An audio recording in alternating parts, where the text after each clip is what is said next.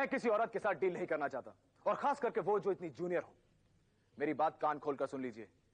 इस केस में मेरे बिजनेस के साथ साथ मेरी फैमिली भी स्टेक पर है।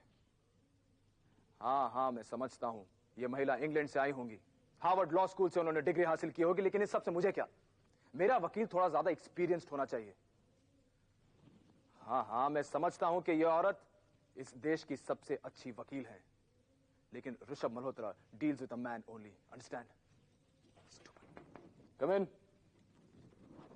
जल्दी आइए, मेरे पास ज्यादा वक्त नहीं है। 15 मिनट में मेरा दूसरा अपॉइंटमेंट है। मैं आपका ज्यादा वक्त लूंगी भी नहीं। आपके कागजात तैयार हैं।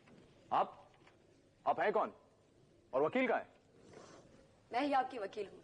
मेरा नाम मेधा हेगड़े है। देखिए मिस, मुझे गलत मत समझिएगा, लेकिन अभी मैंने आपके दफ्तर के साथ बात की है, और मुझे वकील चाहिए थोड़ा ज्यादा तजुर्बेकार, थोड़ा ज्यादा सीनियर।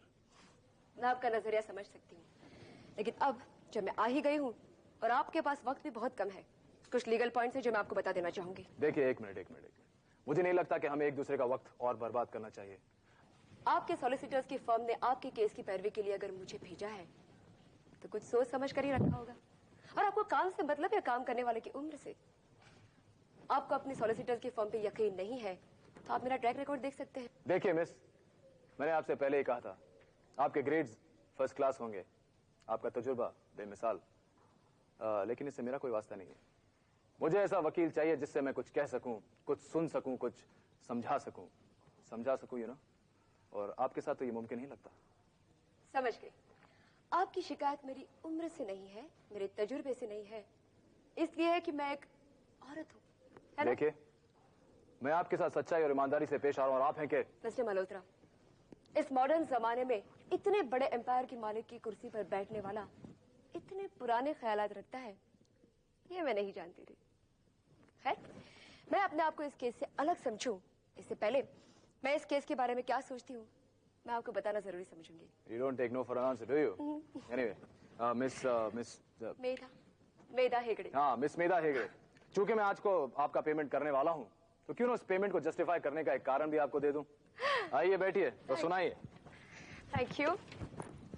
आपका ये सच और ईमानदारी सचमुच दाद देने लायक है।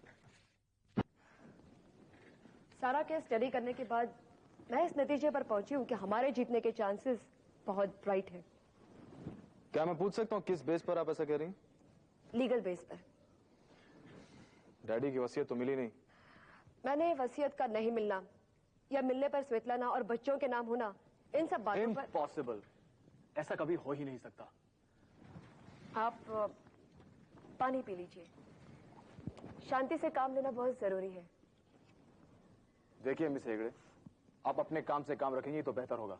क्लाइंट्स को शांत रखना भी मेरे काम का ही एक हिस्सा है मिस्टर मल्होत्रा। आप मेरी साइकियाट्रिस्ट नहीं, केवल एक वकील है, और वो भी जूनियर, जो मेरे सर पे थोप दी गई है। गुस्सा दूसरों को भी आ सकता है मिस्टर मल्होत्रा। अपना केस अच्छा है, जीतने के चांसेस बहुत ब्राइट है, लेकिन अगर आपको अपने वकील से या एक औरत से बात करने की तमीज नहीं है तो प्लीज कोई दूसरा वकील ढूंढ लीजिए अपने लिए, जो आपकी ये जबान और आपके तेवर बर्दाश्त कर सके और इस केस के बारे में आपकी जो राय है उससे इत्तेफाक रख सके। Sit down. तशरीफ रखिए आप।